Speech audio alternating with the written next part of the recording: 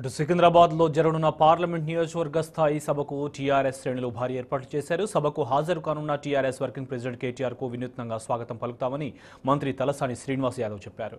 ఇప్పటికే పార్లమెంట్ నియోజకవర్గం నుంచి కార్యకర్తలు భారీగా తరలివస్తున్నారని చెప్పారు.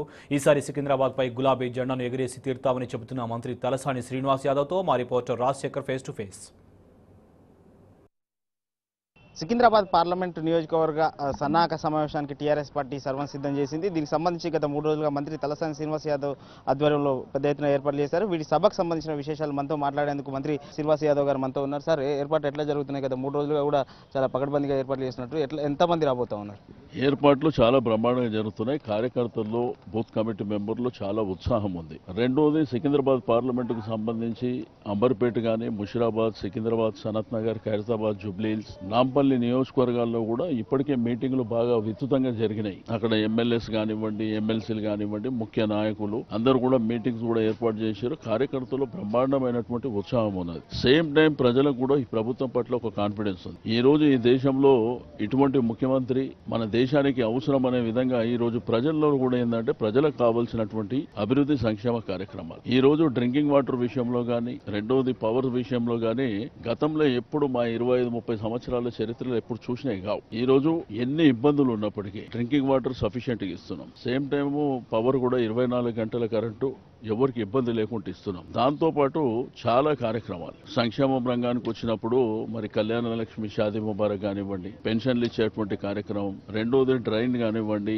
రోడ్ కనెక్టివిటీ కానివ్వండి, స్టాప్ వాటర్ డ్రైన్ కానివ్వండి, ఎల్ఈడి లైట్లు కానివ్వండి, బస్ బేల్ కానివ్వండి, శాంతి భద్రతలు, అంటే ఒక గవర్నమెంట్ పరిపాలనకు కావాల్సినటువంటి అన్ని అంశాలలో మేము ముందున్నాం. ఇప్పుడు గడిచిన ప్రభుత్వాలు ఏ రోజు కూడా ఎలక్షన్లలో వాడుకునే తప్ప వాళ్ళ ఆచరణ రూపంలో ఎక్కడ చూపేయలే. ఈ రోజు హైదరాబాద్ సిటీలో ఉన్నటువంటిది అనేకమైనటువంటి ఆపర్చునిటీస్. ఈ రోజు ఎంప్లాయ్మెంట్, గవర్నమెంట్ ఎంప్లాయ్మెంట్ కావచ్చు, సెల్ఫ్ ఎంప్లాయ్మెంట్ కావచ్చు, అంటే రకరకాల ఆపర్చునిటీస్. ఈ రోజు హైదరాబాద్ సిటీలో మన తెలంగాణ వాస్తవ్యులే కాకుండా చాలా రాష్ట్రాలకు సంబంధించిన వాళ్ళు కూడా స్థిర నివాసం ఏర్పాటు చేశారు. ఈ రోజు ఏంటంటే ప్రభుత్వం మరి అందరికీ కూడా అన్ని ఫెసిలిటీస్. కాబట్టి ఏది ఉన్నప్పటికీ ఈ రోజు మా కార్యకర్తలు, నాయకుల ఉత్సాహం, ఎప్పటికప్పుడు జనం మధ్యలో ఉండడం, మరి ఎవరు ఉన్నా కానీ అక్కడ ఉన్నటువంటి ఇష్యూస్ మీద మా కార్పొరేటర్లు, కాబట్టి అన్ని విధాలుగా ఇది బ్రహ్మాండంగా ఉన్నది. అయితే కేటీఆర్ గారు వర్కింగ్ ప్రెసిడెంట్ అయిన తర్వాత కార్యకర్తల్లో ఒక జోష్ ఉంది. ఏదైనా కానీ చెప్పుకోవడానికి కానివ్వండి, లేకపోతే చేసేటువంటిది.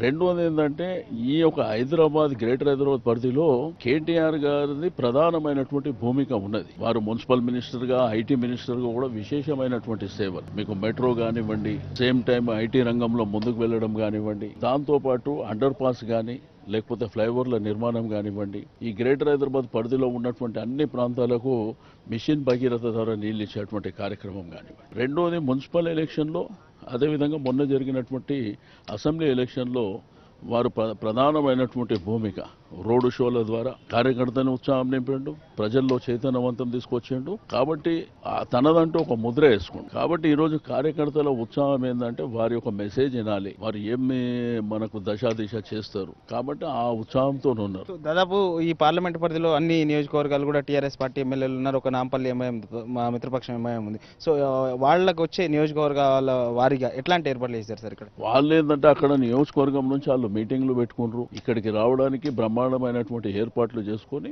మీకు మధ్యాహ్నం 1:30 తర్వాత ఉధృతంగా ఉంటాయి. కాబట్టి అందరూ కూడా ఇప్పటికే 2-3 మీటింగ్లు పెట్టుకుంటారు. అందుకే ఎమ్మెల్యేస్ కూడా స్థానికంగా ఉన్నటువంటి ఎమ్మెల్యేస్ తో పాటు పక్కన ఉన్నటువంటి ఎమ్మెల్యేస్ కూడా ఎక్స్చేంజ్ చేసుకోరు. అక్కడికి ఇక్కడ పోవడం, ఇక్కడికి అక్కడ పోవడం, ఈ విధంగా చాలా కార్యక్రమాలలో నిమగ్నమై ఉన్నారు. కాబట్టి 100% ఏంటంటే మనకు షెడ్యూల్ కూడా వచ్చింది. కాబట్టి డెఫినెట్ గా సికింద్రాబాద్ మంచి మెజారిటీతోని మనం గెలుస్తాం. స్వాగతానికి కూడా పెద్ద ఎత్తున ఏర్పాట్లు చేసినట్టుంది. కళాకారులు కావచ్చు, పెద్ద ఎత్తున స్వాగతం ఎట్లా ఉండబోతుంది? టీఆర్ఎస్ పార్టీ వర్కింగ్ ప్రెసిడెంట్ హోదాలో తొలిసారి కేటీ రామారావు గారు వస్తున్నారు. డెఫినెట్ గా బ్రహ్మాండమైనటువంటి రిసీవ్ చేసుకోవడం, మరి స్వాగత ఏర్పాట్లు కూడా చాలా గ్రాండ్ గా ఉంటాయి. కొంత ఏంటంటే ఎలక్షన్ కమిషన్ రూల్స్ ఉన్నాయి కాబట్టి కొన్ని ఇబ్బందులు పెడుతున్నారు. పొద్దుటి నుంచి నేను ఈవినింగ్ నుంచి స్టార్ట్ చేశారు. బట్ ఇక వాళ్ళకు ఉన్నటువంటి డ్యూటీ వాళ్ళు చేస్తారు. కాబట్టి ఏదున్నా కానీ ఎప్పటికప్పుడు సంప్రదింపులు జరుపుకొని యాజ్ పర్ షెడ్యూల్ ఇచ్చారు కాబట్టి వాళ్ళు రూల్స్ కు అనుగుణంగానే మేము చేస్తాం. ఎన్ని గంటలకు ప్రారంభం కాబోతా ఉంది సార్? మధ్యాహ్నం 2:30కు స్టార్ట్. ఇది మొత్తం మీద అయితే ఈసారి సికింద్రాబాద్ పార్లమెంటు నియోజకవర్గంపై గులాబీ జెండా ఎగరేస్తామని మంత్రి తలసాని శ్రీనివాస్ యాదవ్ చెప్తా ఉన్నారు.